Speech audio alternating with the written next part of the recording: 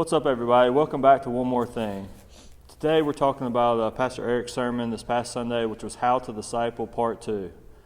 Today we will just go over a couple of different points that he expand on a couple of different points from Sunday's message. The first one being spending quality time with someone. Yeah, spending quality time, just some tips to think about as you do that. Eye contact is always important, so make sure you look people in the eye when you're talking to them. Just a couple things that I do, at least I try to do. I'm not saying I'm good at it, but this is the things I keep in mind is I want to know their name. Get to know their name. If you got to say it a few times, if I learn a new name, I try to put it in my mind a few times, repeatedly say it 7 or 8 times. Try to remember that person's name because that means a lot. Actually, I've had quite a few people just mention that. Wow, it was just really neat that you knew my name right off the get-go.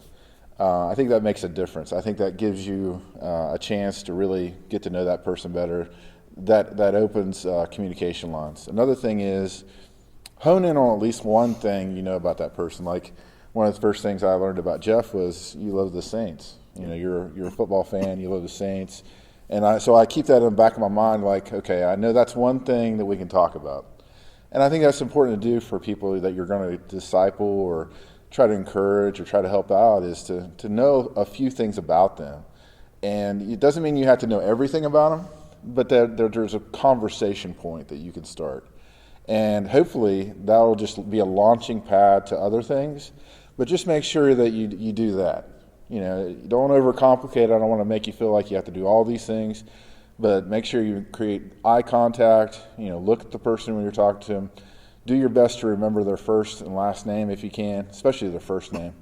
And then find, just 1 or 2 items that you can just launch on or hang on to that be like, okay, this is something I can go back to. If I don't know what else to talk about, I don't know what they're interested in, this is 1 or 2 things that I can talk about. And it will help you continue to have conversation with people. Yeah, those are good points. And the other point we want to talk about, I hope I get this right, is it challenge through encouragement? You got it exactly right.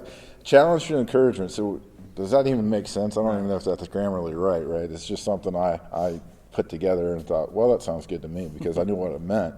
But the idea is this, I think as a disciple maker, we need to challenge people.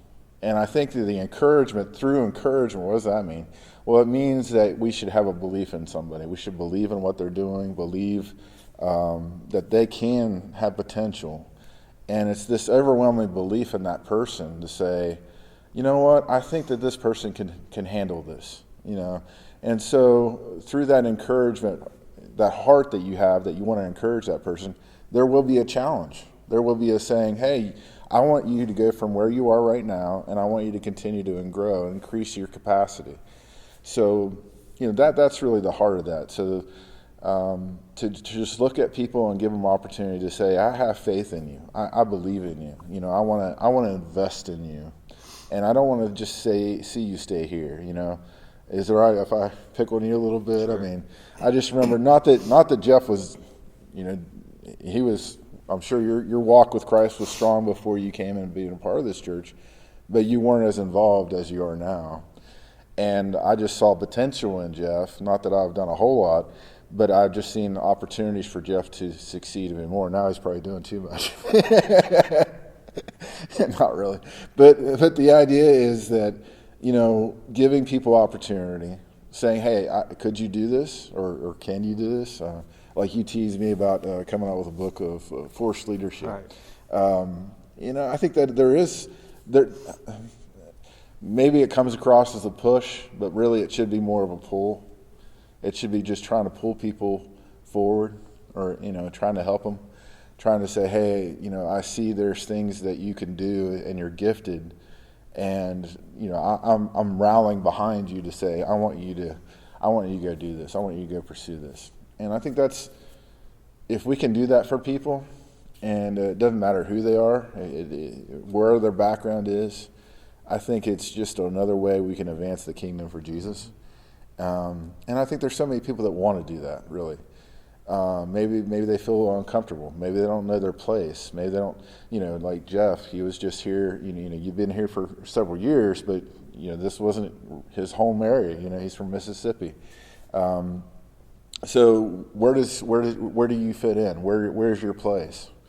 And it's really cool to see how God's developed you and given you opportunity. And now I could imagine not being on staff or being a part of the church. And that's what's cool about God. That's what's cool about Jesus, is that he wants his followers to go and do. And I think that we as leaders need to look for people that have to give people opportunity. Yeah, I can do it all myself, or I can. We need to go look for people, I think. Yeah.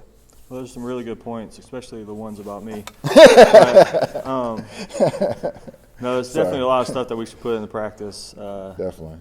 If not daily, but definitely weekly, especially just in our everyday lives. And this, if I can interrupt, I think that's where we have to be intentional, right? Mm-hmm. It's me saying, hey, I want to do that. I want to look for that. I want to go after that, and I want to go pursue these people and give them opportunity, give them a chance. It doesn't mean it's always clean.